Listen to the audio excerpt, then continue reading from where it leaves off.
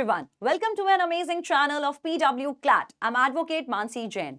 Fraud files में आज हम one of the most popular scam discuss करने वाले हैं जिसका नाम है आदर्श हाउसिंग स्कैम। तो आदर्श हाउसिंग स्कैम में एग्जैक्टली हुआ क्या था? यहां पर this was a 31 storey building which was built in the posh area of Kolaba in Mumbai.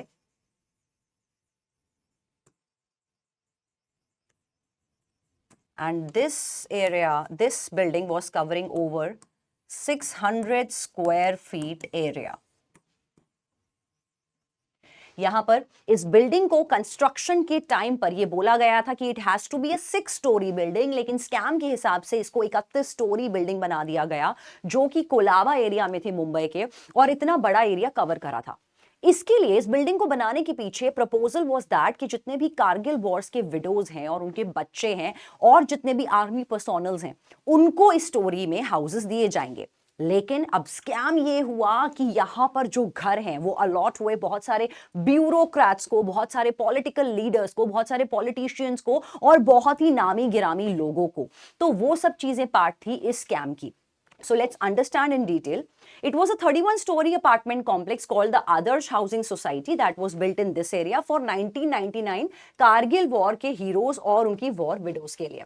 2010 में it was revealed कि politicians, bureaucrats, military officials violate करा इन लोगों ने रूल्स को और लैंड ओनरशिप और फ्लैट ओनरशिप ले ली और अपने रिलेटिव्स में ये फ्लैट्स को बांट दिया। तो यहां पे सारा स्कैम आया सामने।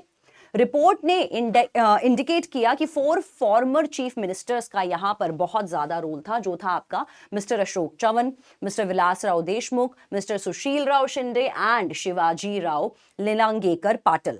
2 फॉर्मर अर्बन डेवलपमेंट मिनिस्टर्स भी इन्वॉल्व थे जिनके नाम थे राजेश टोपे एंड सुनील तटकरे, और 12 टॉप ब्यूरोक्रेट्स वर इन्वॉल्व्ड। रिपोर्ट ने कहा अशोक चव्हाण और बाकी के ब्यूरोक्रेट्स ने परमिशंस दी और clearances the in exchange for the flats to the I would say influential people. It found 25 of the society's 102 members ineligible. तो मतलब टोटली जो 102 मेंबर्स को फ्लैट अलॉट हुए थे उनमें से 25 लोग टोटली इनएलिजिबल थे यहां पर प्रॉपर्टी फ्लैट्स के लिए। रिपोर्ट ने यह भी कहा कि आदर्श सोसाइटी ने एंजॉय किया पॉलिटिकल पेट्रोनेज। इस टाइम पे लेट विलासराव देशमुख के रेन में Sushil Kumar Shinde, Chavan, Sunil Tatkare and Rajesh Tope.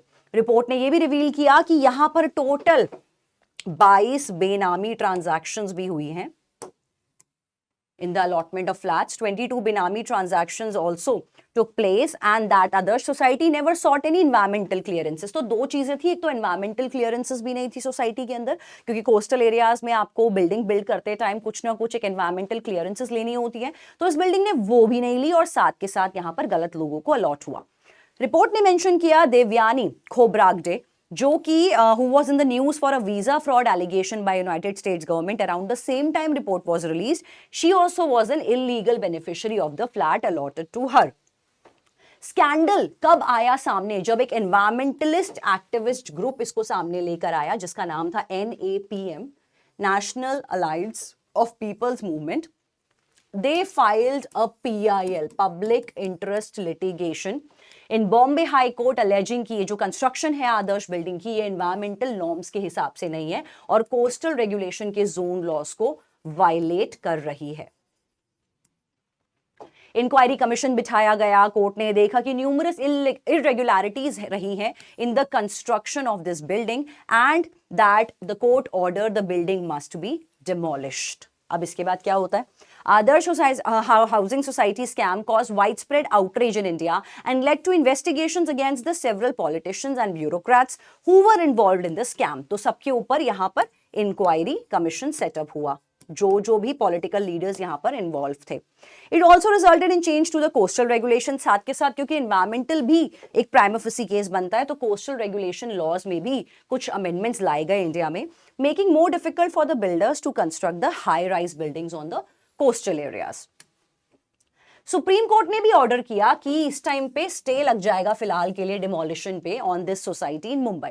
Stay was granted after the army, जो ओन करते थे लैंड को, filed a plea seeking more time to relocate residents. तो उन्होंने कहा कि बिल्डिंग का डिमोलिश हम कर देंगे, लेकिन जो भी इसमें रेजिडेंट्स रह रहे हैं उनको रीलोकेट करने के लिए हमें कुछ टाइम दिया जाए। तो आर्मी ने जो स्टे था डिमोलिशन पे, उस पर थोड़ा सा एक आगे टाइम ले लिया।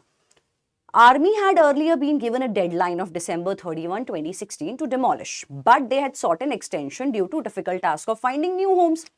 Adarsh Society has been mired in controversy since it was first revealed that several politicians and bureaucrats had been given the flats in the society, which was actually meant for the war heroes and their families. So that was the picture then.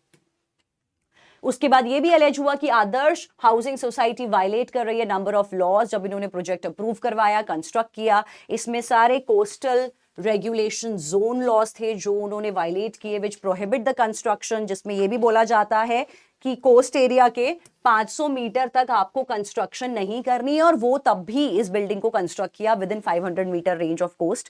And environmental clearances rules नहीं थे, rules regarding the height of the building, 31 storey building था, तो height wise भी it was not up to the regulations. It is also alleged that some of the flats in Adarsh Housing Society were allocated to politicians and yes, bureaucrats who did not qualify as per the society role. तो ये सारा scandal majorly आया जब controller and auditor general CAG ने यहां पर अपना एक यहां पर रिपोर्ट को एनालाइज किया और समझा। तो सीएजी का बहुत ज्यादा विजिलेंटे वाला रोल यहां पर रहा।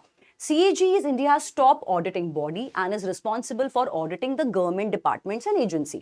2010 में CAG ने अपनी रिपोर्ट फाइल की, जहां पर इस सोसाइटी में पॉइंटेड आउट किया गया कि कितनी इरेगुलरिटीज और किस तरह से पॉलिटिकल लीडर्स को फ्लैट्स अलॉट हुए।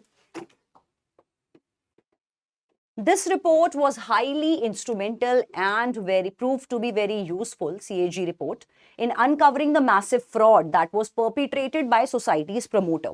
CAG की जो रिपोर्ट की फाइंडिंग्स थी, उनके चलते इन्वेस्टिगेशन बैठी, कमिटी बैठी और इवेंचुअली अरेस्ट हुआ और कन्विक्शन और अरेस्ट हुआ और जेल हुई काफी ज्यादा लोगों को जो कि इस स्कैम में इन्वॉल्व थे। तो यहां पर अगर देखा जाए तो सीएजी का इंटरवेंशन और एक प्रोएक्टिव रोल जो हमारे कोर्ट्स का रहा, एनएपीएम सोसाइटी का रहा, सीएजी का रोल रहा, तो इस प्रोएक्टिव रोल के चलते स्कैम को यहां पर अनकवर किया गया और राइट मेजर्स लिए गए इन द राइट डायरेक्शन। तो इस आदर्श सोसाइटी स्कैम को यहां पर अनकवर किया। सीएजी का रोल काफी अनकवरिंग था in this whole scandal, which was a reminder for the important role that auditing bodies in India play crucial role in ensuring the transparency and accountability in the government.